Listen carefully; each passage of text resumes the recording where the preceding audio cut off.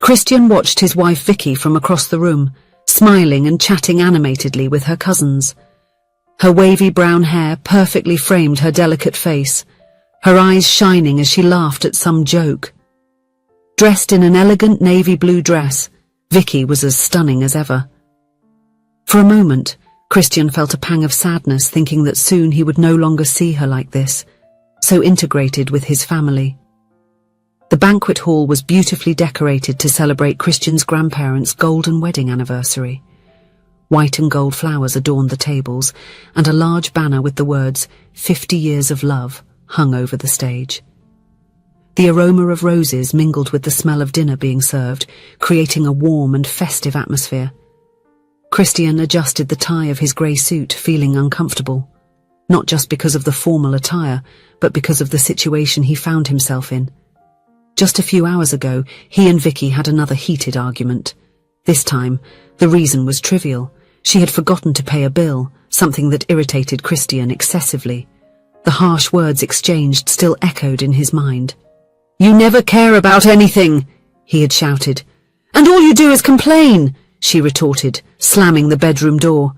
That fight was just the latest in a long series of disagreements that had been occurring in recent months. With just over a year of marriage, Christian and Vicky seemed to have lost the harmony that had united them during their many years of dating. The small irritations of daily life had turned into major obstacles, and communication between them had become increasingly difficult. Christian sighed, running his hand through his dark hair. At 32, he wondered how they had reached this point. He vividly remembered the day he met Vicky 10 years ago at a mutual friend's party. She had charmed him with her sweet demeanor and infectious laughter. Their relationship naturally blossomed, and for years they were considered the perfect couple by everyone around them. But now, everything seemed different. Christian felt tired, frustrated.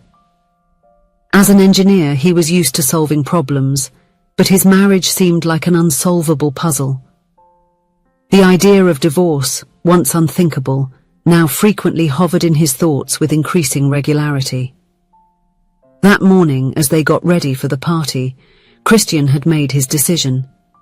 This would be the last time they attended a family event as a couple. After the weekend, he would talk to Vicky about the separation. The absence of children would make the process less complicated, he thought with a mix of relief and sorrow. "Let's pretend everything is okay, at least today," Vicky suggested in the car, her voice trembling. "We can't ruin your grandparents' party." Christian agreed, although his heart was heavy. He watched Vicky move away toward a group of aunts, her tense posture betraying the forced smile. He knew that she was also suffering from the situation, but he couldn't find a way to fix things. "Hey cousin, your wife looks very elegant today, huh?" commented Lydia, approaching with a glass of champagne in hand.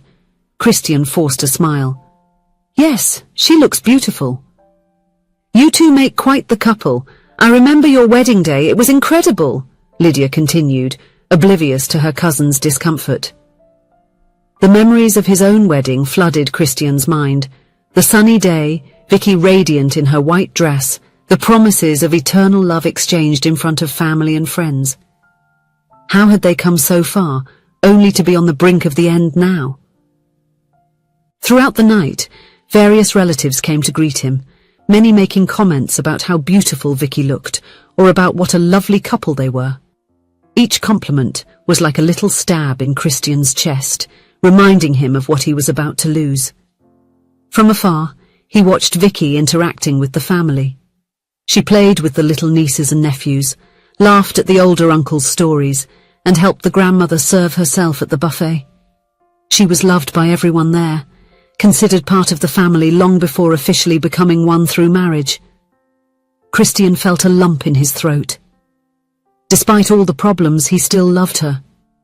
He loved her caring nature, her dedication to family, her adventurous spirit that encouraged him to step out of his comfort zone. Why couldn't they understand each other like before? The main ceremony of the night was about to begin. The guests gathered around the stage where Christian's grandparents, Anthony and Helena, were seated in decorated chairs. The master of ceremonies announced that the pastor who had celebrated their wedding 50 years ago would give a short speech. Christian saw an elderly man with white hair and thin-rimmed glasses step onto the stage with slow but steady steps. He didn't know him, but he noticed the look of recognition and affection in his grandparents' eyes. "Good evening, everyone," the pastor began, his voice surprisingly strong for someone of such advanced age. "It is an honor to be here again, celebrating not only 50 years of union, but 50 years of commitment, learning, and true love." The room fell silent, everyone attentive to the religious man's words. Christian felt Vicky approach, stopping next to him without touching him. "Many young couples ask me what the secret to a lasting marriage is," the pastor continued. "They expect a simple answer, a magic formula. But the truth is there is no secret. There is daily work. There is choice."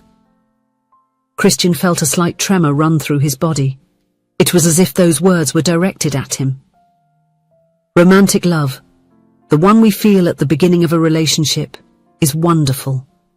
But it's not enough to sustain decades of companionship. What keeps a couple together for 50 years like Anthony and Helena is decision love. The pastor paused, his eyes scanning the audience. For a moment, Christian had the impression that the man's gaze rested on him. Decision love is choosing to love your partner every day, especially on days when it's difficult. It's looking at the person beside you and saying, "I choose you, today and always." Even when they leave the wet towel on the bed, even when they forget to pay a bill, even when you disagree on something important. Christian felt his heart race. How did that stranger seem to know exactly what was going on in his marriage? Many couples give up when they face their first major crisis, believing that love is over. But what really happens is that love is evolving, maturing.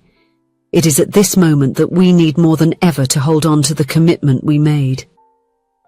Vicky let out a soft sigh beside Christian. He resisted the urge to look at her, fearing what he might see in her eyes. "Marriage is like a garden," the pastor continued. "It's not enough to plant it once and expect it to flourish forever. You need to water it daily, prune the excess, remove the weeds. Sometimes the work is hard and tiring, but when we see the flowers bloom, we realize that all the effort was worth it." Christian thought about all the times he had neglected to water his relationship with Vicky. The small forgotten kindnesses, the words of affection left unsaid, the moments of connection wasted in favor of work or technology. Anthony and Helena are here today, not because they had 50 perfect years. They are here because they chose to stay together through the highs and lows, the joys and sorrows. They understood that true love is not a passive feeling, but a constant action. The pastor smiled, his eyes shining with the wisdom of someone who has lived and observed many love stories. So, if you are here today and feel that your marriage is facing difficulties, I encourage you, do not give up. Remember the commitment you made. Choose to love, even when it's hard. Work on your garden, even when the flowers seem to wither. For it is in the moments of the greatest challenge that we have the opportunity to strengthen our bonds and make our love grow deeper and truer. The pastor's words reverberated throughout the hall, touching hearts in different ways. For Christian, it was as if a veil had been lifted from his eyes. He looked at Vicky, and for the first time in months, he truly saw her. Not just the wife he had been arguing with, but the woman he had fallen in love with, his life partner. The rest of the ceremony passed in a blur for Christian. His heart and mind were agitated, processing everything he had heard. When the guests finally began to disperse, he gently touched Vicky's arm. "Can we talk? Outside?" he asked, his voice trembling. Vicky nodded, a mix of apprehension and hope in her green eyes. They went out to the garden of the reception hall, the cool night air a welcome change after hours inside. For a few moments they remained silent, just watching the stars. Christian took a deep breath, gathering courage. "Vicky, I'm sorry," he began, his voice choked with emotion. I'm sorry for letting things get to this point. She looked at him surprised. Chris, we are both to blame. I was wrong too. I also stopped making an effort.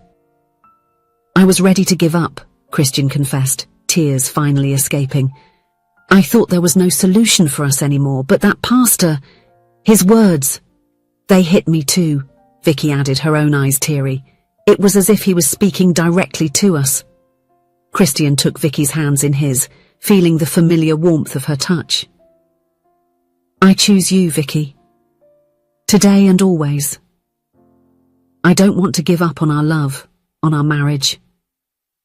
I want to fight for us. Vicky sobbed, a trembling smile appearing on her lips. I choose you too, Chris. I will always choose you.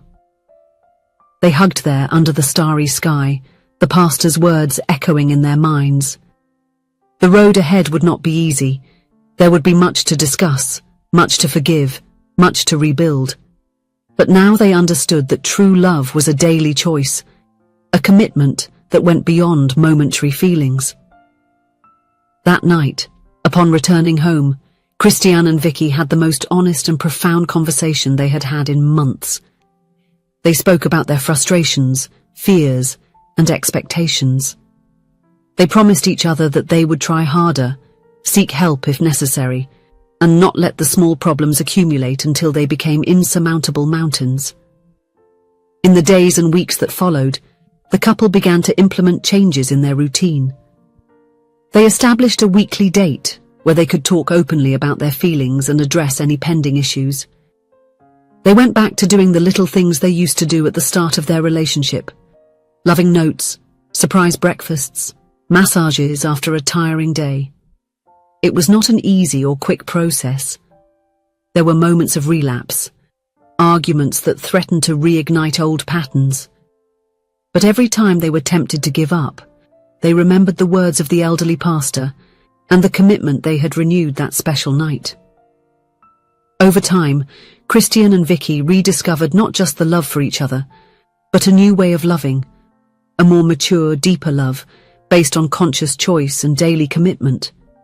They understood that marriage, like the garden mentioned by the pastor, required constant care, but the flowers that bloomed from this care were of unparalleled beauty. Years later, when they celebrated their own silver anniversary, Christian and Vicky looked at each other with eyes filled with love and gratitude. They remembered that crucial night when they were on the verge of throwing everything away, and they smiled as they thought of how the words of a stranger had changed the course of their lives. On that day, they renewed their vows not only to each other but to the love decision they had learned to cultivate. And as their guests applauded, Christian and Vicky silently thanked that unknown pastor, whose wisdom had helped them transform an almost end into a new and beautiful beginning. If you enjoyed the story, please leave a comment with a rating from 1 to 5 to show how much you liked it. Also, watch the video that is now appearing on your screen. See you soon.